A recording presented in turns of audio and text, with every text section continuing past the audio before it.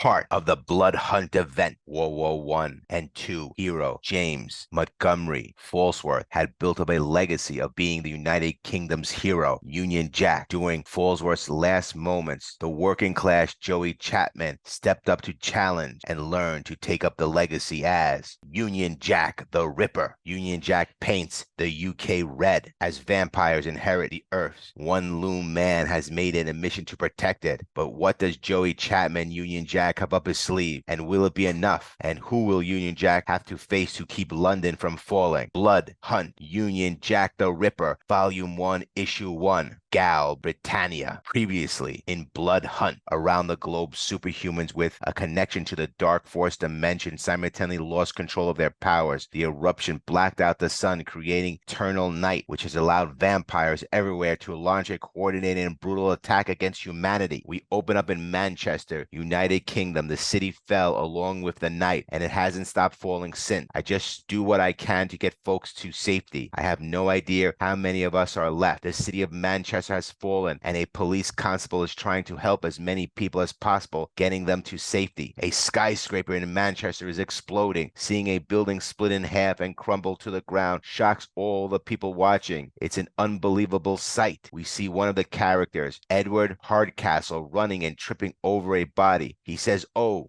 dear, over and over again, dropping his glasses to the floor. As he's putting on his glasses, the silhouette of a vampire appears behind him. Edward Hardcastle worked at a school for 18 years as an English teacher and now is another victim. The vampire bites his neck. Police Constable Mara Sial says, we've got to go. There's nothing we can do. He's finished. Mara swore allegiance to the crown, where she became a police constable, promising to keep the peace and protect both people and property. No one mentioned vampires. Vampires approach and grab hold of the policewoman. Another vampire grabs hold of the young man protecting the child. The vampire says, you are all so brave, so tasty, so dead. It seems like there's no hope, no chance for these people, as they will be fed to the vampires. The last words from Mara are, sorry, Your Majesty, I did my best, but maybe my best wasn't good enough. Maybe it was always going to end this way. Then again, before the vampires can strike, gunshots ring out, quickly decapitating 3 vampires. The remaining vampires look concerned. One vampire says, did you hear what I said? It's the Ripper. Finally, a superhero appears. It's Union Jack. He may not exactly be Avengers class, but Manchester will take what it can. He's a knight of Pendragon and a founding member of the Union. He is Union Jack the Ripper. Union Jack comes down, blasting another vampire in the face as Mara just looks on in shock. The origin of the Union Jack. Joshua Chapman was studying at art school when he met Kenneth Crichton and discovered Crichton's great-grandfather, Montgomery Falsworth, and his uncle, Brian Falsworth, had both been the wartime hero Union Jack. Also learning the Crichton's grand uncle was the vampire Baron Blood, who was returning to plague the United Kingdom. Chapman became the new United Union Jack to aid Captain America in battling the vampire menace. Following the defeat of Baron Blood, Chapman continued to operate as Union Jack with the blessing of Captain America and the rightful successor to the mantle, Kenneth. Union Jack has made sporadic appearances throughout the years since his debut, most often seen battling against Britain's vampires. Powers and abilities. Union Jack is an exceptional hand-to-hand combat and a skilled athlete. He wields a Wembley 455 pistol, a steel dagger, and his costume is bulletproof. As one of the Knights of Pendragon, Union Jack's strength was a mystical heightened to superhuman levels, roughly 5-ton carrying capacity. His endurance and durability were also significantly heightened and now has an accelerated healing factor. The police officer tries to introduce herself. PC Mara Sial, Greater Manchester Police. She tells Union Jack, we need to get these civilians to safety. Jack responds, I'm not stopping you, officer. Mara says, I'm sorry, what? I thought you would help us. Union Jack says, I think you're mistaking me for someone who gives a shit. I suggest you run fast. This is not the answer she was expecting. Like everyone on the force, I heard stories about Jack, that he had issues. But this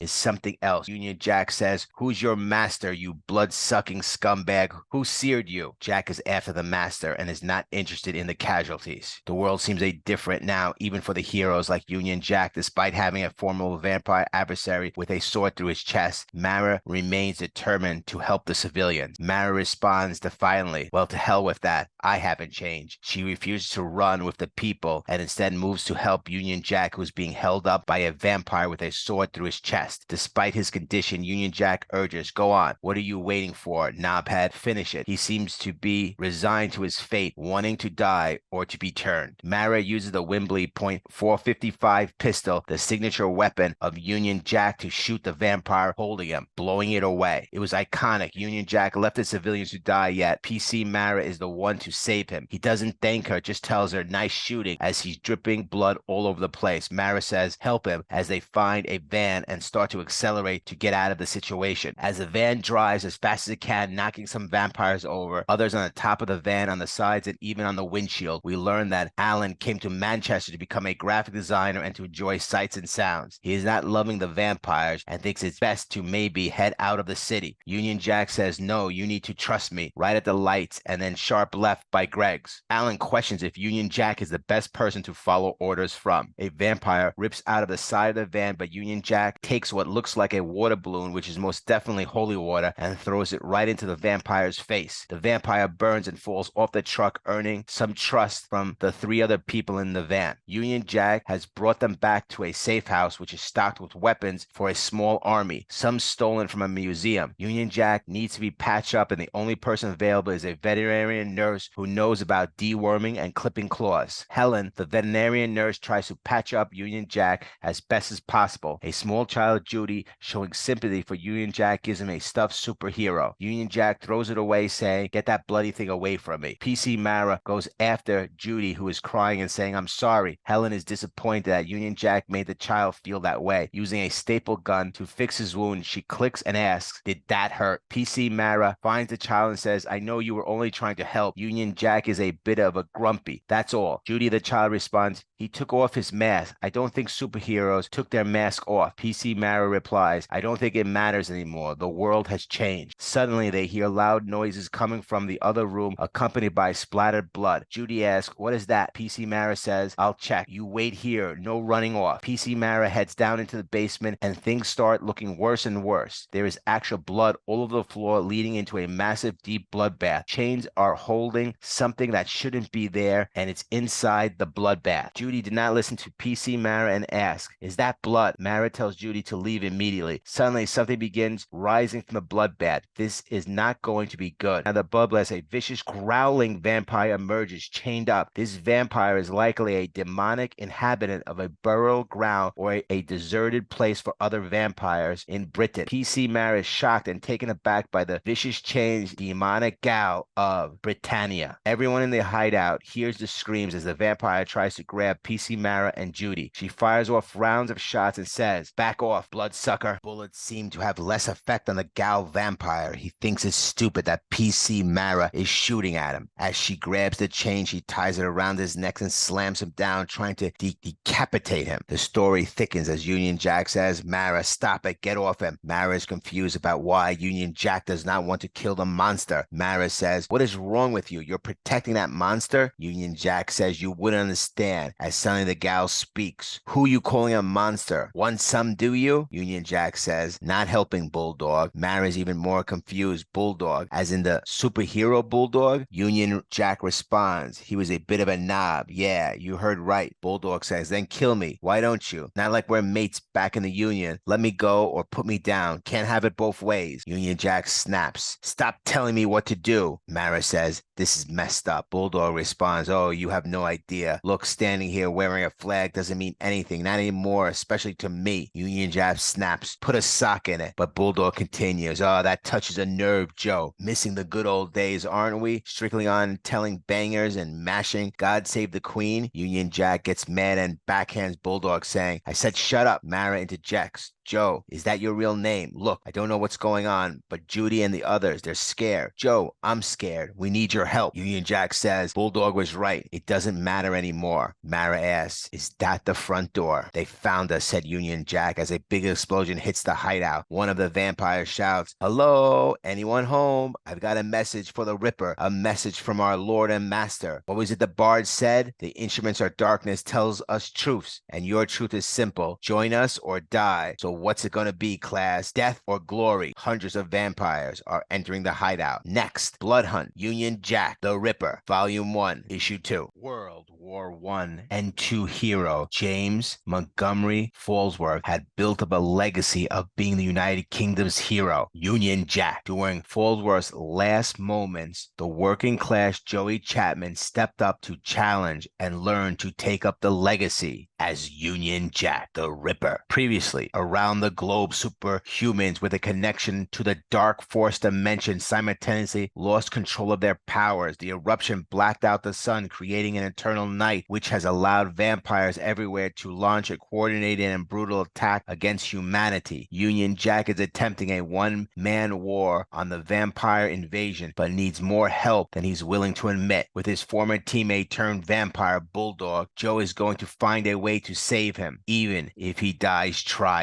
Blood Hunt, Union Jack the Ripper, Volume 1, Issue 2. At Rushmore Hospital in Manchester, UK, Edward Hardcastle, now a vampire, says, Ripper, oh Ripper, where art thou, Ripper? Not ready to step upon the stage just yet? Flaunting Jack, that faithful state where we all are players. For shame, Ripper. I would have thought that you, of all men, would be keen to make your entrance. The hero who has played many parts. Edward Hardcastle continues his speech. It is not time to remember things past, old man, to sit upon the ground and tell sad stories, not of kings, but of men who stood with them. A man of lowly birth, knight of Pendragon, defender of the realm. Union Jack is surrounded by Captain America and Captain Britain in flashbacks. The Knights of Pendragon are a loose affiliation of individuals called to the service by the Green Knight, a mystical protector of Britain who resides in the Green Chapel in the realm of Avalon. He is engaged in an endless conflict with Bane. Joe Chapman, aka Union Jack, was a member. The other vampires just want to eat. Edward Hardcastle says, standing fierce and strong against the darkness, against barons, stepped in blood, whatever the cause, whatever the torment to fight, never ending. Once more upon the breach, dear friends, once more until the night fell, until the sun died in morning's flight. Even then the spirit of the Union survived, persisted, personified by one man, a hero of the people, Edward Hardcastle says, but not one they expected or even praised, an outcast who gave all and paid the price, cursed while the flag bearer hid. Union Jack was hiding while Winston the Bulldog fought for England. Bulldog Winston was first introduced in Union Issue 3, where he was recruited by Britannia for the Britannia Project as an English representative. However, he was not a team player and was left off the front line as a result. After Britannia's death, his position was reconsidered. He attacked Union Jack as a form of audition for the frontline team. When the structure caused the entire world to be engulfed in the dark forest, Bulldog was blinded and turned into a vampire. He was then captured by Union Jack, who kept him chained up in Rushmore Hospital. Edward Hardcastle is calling for Union Jack to come out of hiding. Despite his injuries and bleeding, Union Jack wants to confront Hardcastle and fight. However, PC Mara Cial urges him not to be baited into going out there while he is so injured. Out of nowhere, a sonic blast hits Edward Hardcastle in the head, revealing that he is just a puppet to a master who does not want any apologies and thinks Edward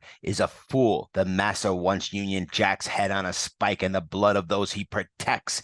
He sends more vampires to find Union Jack and his companions. Alan, Judy, Helen, and Mara hear the vampires coming closer. Feeling the need to protect themselves, Alan picks up a sword. Union Jack has a lot of weapons stored away, and the team of companions must use them to fight off the vampires. Alan starts by using the sword to cut off the head of one of the vampires. Helen looks for a weapon that suits her and finds holy water bombs. Suddenly, the vampires surround Alan, and the sword is broken in one of their heads, leaving Judy crying in fear. Alan gets bitten by the vampires and tells Judy, "Don't look, close your eyes." PC Mara says, says she'll go because Union Jack will get himself killed, and Union Jack replies, yeah, maybe that's what I deserve. Judy is traumatized, but Helen grabs holy water balloons and drops them on the floor. Despite this, the vampires still crave fresh blood. Helen then takes a spike and drives it into the head of a charging vampire, causing it to run into the holy water and burn. She says, whoops. Sorry, did that hurt? Alan still has some fight left in him, but it's clear he is being turned. He stabs a vampire with his sword, but then Edward Hardcastle appears and says, excuse me, I beg to differ. You are done. I am afraid you don't get to say in the matter. You're the reason this all happened. You and all your pansy mates, as he steps on Alan. Just then the cavalry arrives. Union Jack with chains wrapped around his hands hits Edward Hardcastle right in the head and continues striking him. PC Mara follows up with gunshots to the head of other vampires. Union Jack and PC Mara are here to fight, Edward Hardcastle says. Finally, he shows his face, the coward who wears our flag. You still don't get this, do you? This is who we are, who we've always been, this wretched, the septic Isle of Right, to speak our minds, to stand up for ourselves, for good, decent people, but not anymore. Now we're free, and it's all coming out. The hate, the truth, the way it should be. Union Jack gets really mad at what he says, but there are some truths in what Edward Hardcastle says. Then Union Jack takes him down, grounding him and pounding him, hitting him over and over again while saying, shut up, shut up, shut up. PC Mara says, Joe, stop it,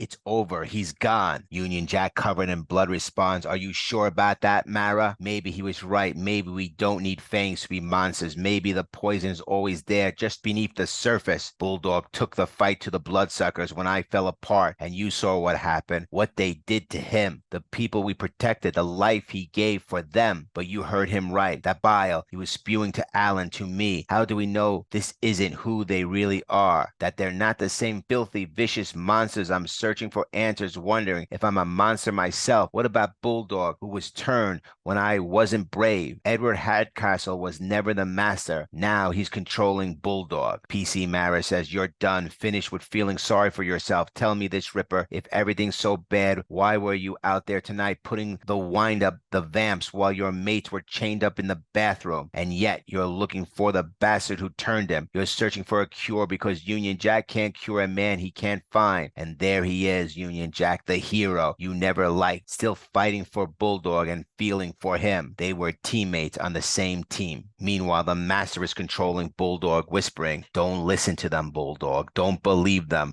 Remember what I told you. They abandon you. They despise you. As Bulldog looks on under the master's control, Union Jack and PC Mara discuss the next move, unaware of the manipulation taking place. Out of nowhere, Edward Hardcastle rises up right behind Union Jack. PC Mara has no clear shot as Edward Hardcastle starts removing the staples from the abdomen of Union Jack. Edward Hardcastle declares, the Ripper hurt my master, and my master hungers for that pain to be repaid tenfold. There is no clear shot as Edward Hardcastle looms over Union Jack, threatening to end him. But out of nowhere, someone takes out Edward Hardcastle with precise shot from behind. The remains of Edward Hardcastle fell onto Union Jack's back, leaving both of them shocked as they turn to see who has come to their aid. It's Winston the Bulldog, who emerges and says, don't know about you, Chief, but I've had it up to my ears with all this yapping inside and out. How about you and me quit moping and find the person who turned me into a bloody vampire? Sounds like a plan. With Edward Hardcastle defeated, the Bulldog is no longer under the master's control. Union Jack is thrilled at the prospect of revenge, while PC Mara stands in the background, reminiscent of the old days with the Knights of Pendragon. Next, Blood Hunt, Union Jack the Ripper, Volume 1, Issue 3. Bulldog was wrong about one thing. The night didn't end when the master died, but hunger's power died with him. Those he corrupted changed back to how they've been before. At least that's why they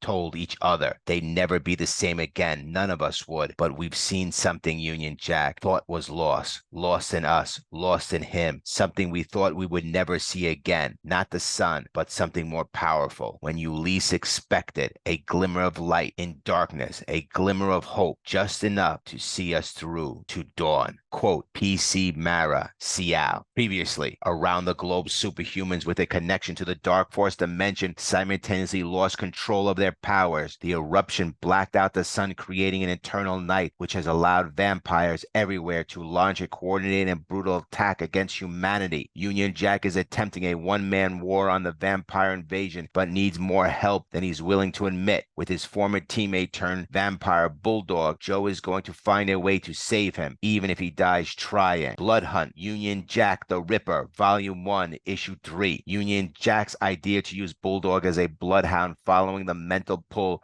of the monster who turned him into a vampire. The plan wasn't so bad to find the big bad bloodsucker who slaughtered their companions. In their land, Winston is chained and sniffing the odors of the person who turned him. At Manchester Town Hall, they're expecting an army of vampires, but all they have are Union Jack, Bulldog, Winston, PC, Mara, Helen, and Judy. They couldn't leave Judy behind because she's a kid and there are vampires on the prowl. Their friends have turned into vampires as suddenly more vampires start appearing. There are a lot of vampires, but what did you expect when going after the master? Union Jack lets Bulldog Winston go to take care of as many vampires as he can, while Union Jack and PC Mara fire away. They are looking for a safe place for Judy and the master. The master's name is Hunger, also known as Loxias Crown. His first appearance was in Peter Parker Spider-Man Volume 1, Issue 75. The history of Loxias Crown. Loxias Crown was an agent of Hydra equipped with armor that manipulates a mysterious energy known as Dark Force. After killing the armor's creator, William Fields Crown took the staff and the student of Empire State University hostage to locate Fields. Notes on his armor's technology, but he was defeated by Spider-Man and Shock. Crown next abducted Morbius, the living vampire, to perform experiments alongside Dr. Andrea Jansen for Don Fortunato. Crown threatened Peter Parker until Todd Fields, now known as Neil Aiken, surrendered, teleporting the two youths to his secret base. However, after Hammerhead killed his love and captured his 3 hostages, Crown took Hydra's airship to get revenge. He fought both Spider-Man and Shock and prepared to overload the latter's armor to kill everyone, but Morbius attacked and drained him dry, disappearing in the process. Crown next lived in New York City sewers as a living vampire known as Hunger, and enforcer for Senator Stuart Ward. He abducted innocent civilians and the Morlocks leader Callisto to his lair beneath the streets. The Daily Bugle went to investigate, but Hunger knocked Parker out and took Betty Brant hostage. Spider-Man teamed up with Marrow to free the prisoners, much to Hunger's annoyance. Flash Thompson distracted Hunger, resulting in his defeat by Spider-Man and Marrow, but he escaped in energy form. Hunter later attacked a clandestine meeting between the Kingpin and the Magia, turning a number of gangsters into his own small army of living vampires. Blade and Spider-Man tracked Hunger down to an abandoned Roxanne plant, fighting the two superheroes until he fled after his horde's deaths. Hunger says, "Safe, Ripper? Is that what you're going to say?" The Ripper is shocked to see Hunger, but it somewhat makes sense. Having mastered the Dark Force and being a vampire, Hunger had fought Blade before on the other side, but Union Jack knows Hunger. He's trouble for him and his companions. Union Jack says, "Forget everything. Forget the plan. Just run." He continues. He calls himself Hunger, and he's a bloody nightmare. The more vamp he sears, the stronger he gets, and I don't know if you've noticed, but there's a lot of vampires out there. PC Matt responds, "I don't know, Jack. He doesn't seem all that to me. Couldn't even control Bulldog, of all people." Just as PC Mara questions Hunger's powers and his control over the vampire he seared, Winston the Bulldog joins the forces of the vampires with Alan and scratches PC Mara on her back. Helen is in disbelief at how Bulldog turned just like Alan. She says she should have shot him before and will not let him hurt Judy. Helen then takes a weapon to Alan's head. Now the battle heats up as Union Jack fires round after round at Hunger. Union Jack tries to make a deal, but Hunger wants no part of it. Hunger then strikes the gun away from Union Jack, but Union Jack thrusts a sword into Hunger's chest, which does nothing. Hunger then takes his long nails and plunges them into Union Jack. PC Mara is horrified for Joe as the Bulldog stands right behind her. Alan takes a bite out of Helen, while Union Jack appears lifeless with Hunger's claws through him. Hunger says, "Yes, Joe, poor deluded Joe, clinging to a world that no longer exists. Those puppets out there, was that what you called them? They were just waiting for someone to set them free, free to say what they want, to do what they want. Like Winston, even after we took his eyes, do you really think your rousing words touched his wretched heart, brought the poor brute to his senses? He played you, Ripper. We played you from the shadows into our present. Was Winston the Bulldog really playing Union Jack? Did he bring the whole team here for slaughter?" Union Jack's eyes are wide open with shock. Hunger says, "Right where we want you to be." Meanwhile, PC Mara fights off Winston the Bulldog, managing to avoid being bitten and turned. Desperately, she fires as many bullets as she can to try to get Hunger off Union Jack. The battle intensifies as PC Mara declares, "But you don't always get what you want, Hunger." Union Jack knows the bullets will have little effect, only making Hunger angrier. He begs Mara, "Don't," as Hunger slices PC Mara, Alan, and they turn Helen hold down Union Jack. Union Jack reflects, "Yeah, guess you have Helen. Guess it was too good to be true. That old Blitz spirit working together despite our differences, despite our odds. Just the good old days." He recalls how he and Winston, the Bulldog, never got along, but were always on the same page. Winston and the Bulldog, looking remorseful, says, "Sorry, Joe." Winston, the Bulldog, takes a bite out of Union Jack, making his transformation to a vampire. As Union Jack struggles, the realization hits. Could it be that Winston sought revenge all along? This shocking turn of events reveals deep betrayal and the possibility that Winston's actions were driven by a long-held desire for vengeance. Union Jack hits the floor and PC Mara is in shock. She curses at the Bulldog, yelling about how they trusted him, but the Bulldog has plans of his own. He forces PC Mara to shoot him. Bulldog says, "Mara, you don't get it," as the bullet hits his hands. The same pain the Bulldog feels, Hunger also feels. PC Mara rushes to check on Joe, now turning. While Helen lurks behind her, Helen slaps PC Mara and Alan surrounds her, leading to a brutal beatdown. Helen, looking concerned, watches as Mara fights to protect Judy, who doesn't understand that their friends have turned into vampires. Judy insists, "They won't kill me. They're my friends, and even if they try, Union Jack will stop them." However, the problem is that Union Jack has also been turned. Despite being a vampire, Union Jack remains mentally unbound by Hunger due to his connection with the Knights of the Pendragon. Hunger is in disbelief and exclaims, "No, this cannot be. You are ours. You belong to us." Union Jack, now a vampire with the combined powers of his former self and his new vampiric ability, defies Hunger's control. "You say I belong to you. Don't think so," he retorts. "The only one getting owned tonight, your majesty, is you." Hunger responds with disdain, "As if you can stop us. We can feel your thoughts, but you cannot touch ours. Flesh of our flesh, blood of our blood." Union Jack leaps forward to strike Hunger, but is caught in a vampire lord's grasp. Despite his efforts to stab Hunger in the head, the Bulldog, watching intently, remains a silent witness to this fierce struggle. The Bulldog Winston reveals a crucial truth as he speaks through gritted teeth, his voice filled with a mix of pain and determination. "Blood of our blood," he says. "I felt it. The boss, Hunger, every time we got it. My hand, Ellen, and the pretty boy even told Eddie about it, about the